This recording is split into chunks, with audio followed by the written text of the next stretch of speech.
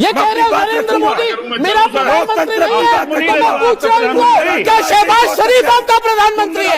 क्या शहबाज? तो जब सीज फायर की बातचीत चल रही थी तो पाकिस्तान हमारे जो सबसे प्रमुख हथियार हैं उनको लाइव देख रहा था। सोचिए आप, लाइव कहां पर कौन से हथियार तैनात हैं, कौन से हथियार पोजीशन ले चुके हैं, कौन से हथियार फायरिंग लाइन में है, मतलब कंप्लीट A to Z जो शाहीन, गौरी, गजनवी, बाबर, फलाना, ढिमका, पता नहीं क्या चक्कर है इनका। और ये ऐसी मिसाइल इनकी फेल हो जाती है क्योंकि अच्छा, इसमें से 90% ऐसी मिसाइल जो चाइना खुद यूज नहीं करता। चीन, टर्की, अजरबैजान एक्टिव रूप से पाकिस्तान की मदद के लिए आया। अमेरिका ने ओवरऑल उसके बाद भी पाकिस्तान के साथ का रुख अपनाया। चूंकि चाइना ने सीधा साथ दिया है, दोस्ती का साथ निभाया और 5th जनरेशन भी अब फाइटर दे रहा है पाकिस्तान। अमेरिका भारतीयों को जंजीरों में बांधकर बेइज्जत कर रहा है और पाकिस्तान को अपना खास बता रहा है। हमारा बुरे वक्त का साथी रूस अब कितना हमारा है ये तो राम जाने, लेकिन ये बात सभी जानते हैं कि ईरान और इजराइल के युद्ध में रूस और चीन ने एक साथ ईरान को सपोर्ट किया था। एक्सेलेंसीज, नमस्कार। 70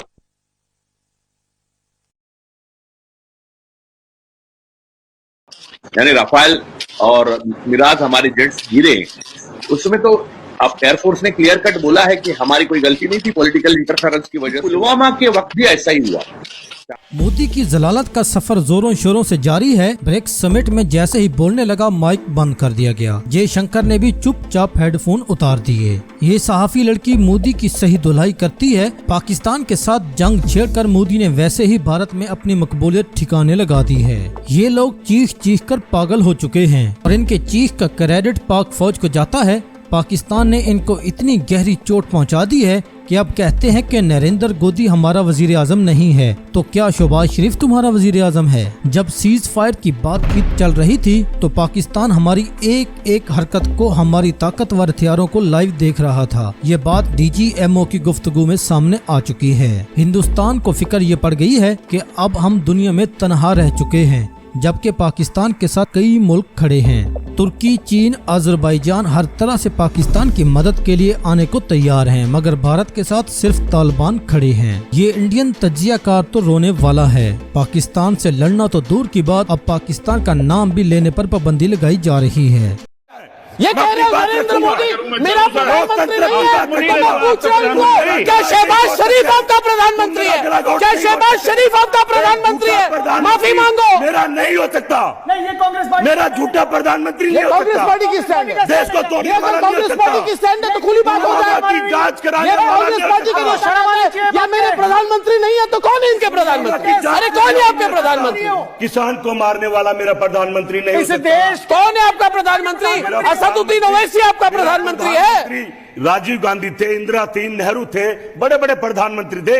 इनके अलावा सब ये सारा का सारा चीनी माल है। हम डिस्कस कर चुके हैं आपकी शो में जी। सारा इनका चीनी माल है और ये सिर्फ जैसा मैंने पहले बताया था, चाइना से मिसाइल लेते हैं, थोड़ा सा उसमें लिपस्टिक, काजल, नेल पॉलिश लगा के उसको टचअप वचअप करके, पेंट पॉलिश करके, जब शाहीन, गौरी, गजनवी, बाबर, फलाना, ढिमका, पता नहीं क्या चक्कर है इनका।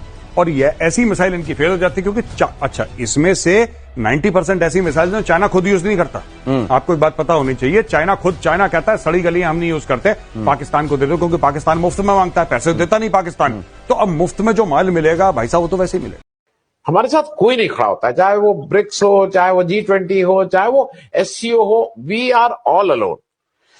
और हमसे बेहतर स्थिति में तो हम पाकिस्तान को पाते हैं जिसके साथ कुछ देश खड़े हुए दिखाई देते हैं।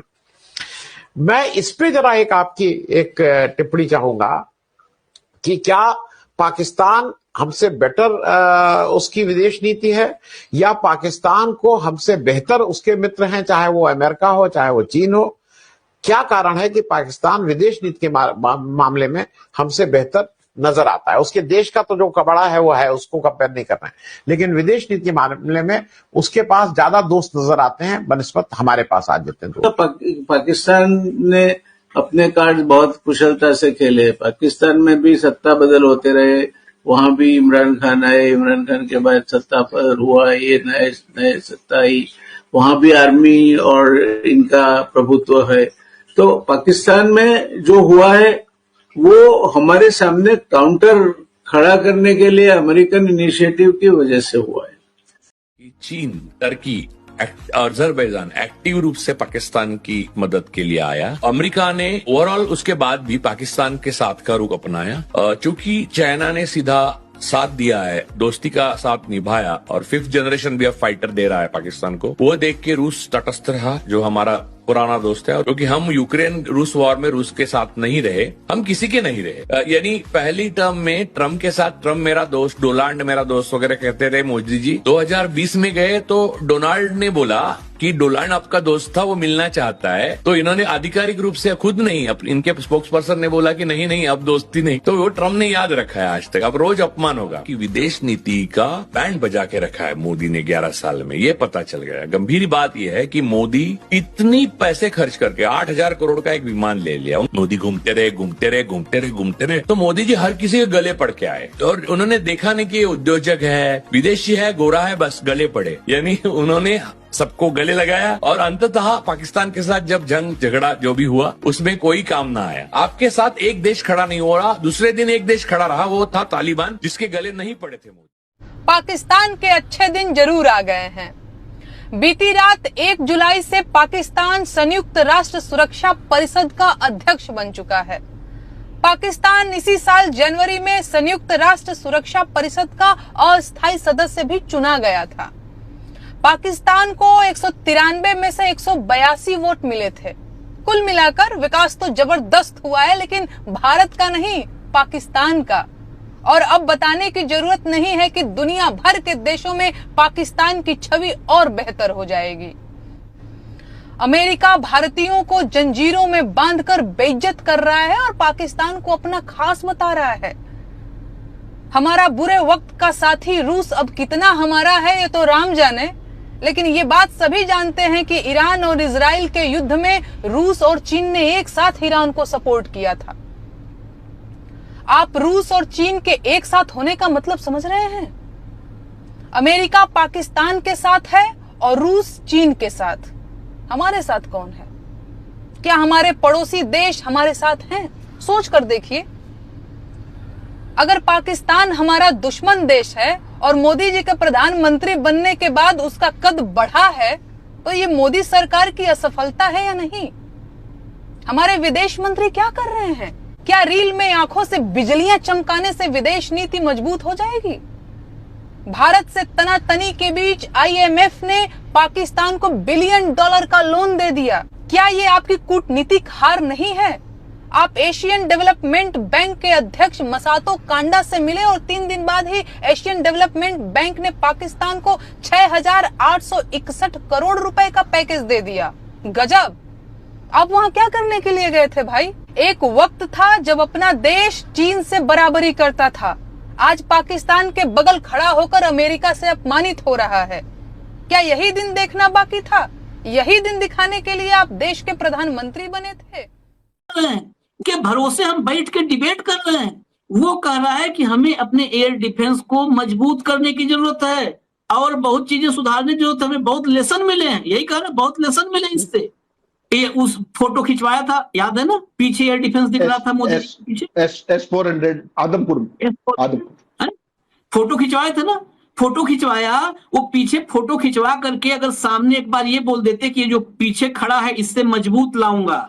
और ये कोई भी अटकलबाजी हम नहीं कर रहे हैं। जो हम आपको बताने जा रहे हैं वो सीधे डिप्टी आर्मी चीफ के हवाले से। ये विस्फोटक खुलासा हम उनके बयान का हिस्सा भी सुनवाएंगे आपको।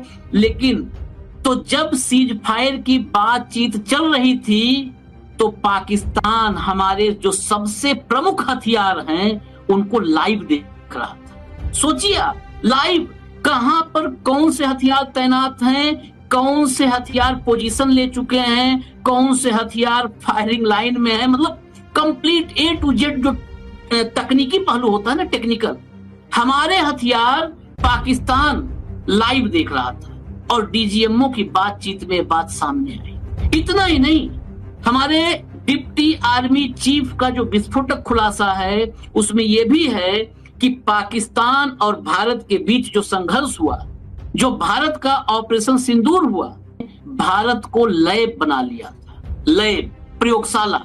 भारत उसके लिए वो लैब था जहां पर वो अपने खतरनाक विध्वंसक हथियारों की टेस्टिंग कर रहा था। अस्सलाम वालेकुम दोस्तों, ये बात हमने भी की। दोस्तों, गुलामी की भी एक हद होती है। हम तो उस हद से बाहर चले गए हैं। समझ में नहीं आता कि हम किस मोड़ पर आकर खड़े हो गए हैं।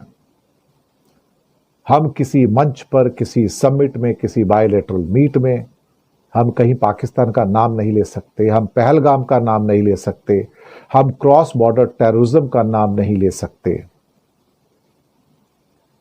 सच कहा जाए तो हमें मना कर दिया गया है कि आप पाकिस्तान का नाम नहीं लोगे। हमें मना कर दिया गया है किसी भी विज्ञप्ति के अंदर हम क्रॉस बॉर्डर टेररिज्म का नाम नहीं लेंगे।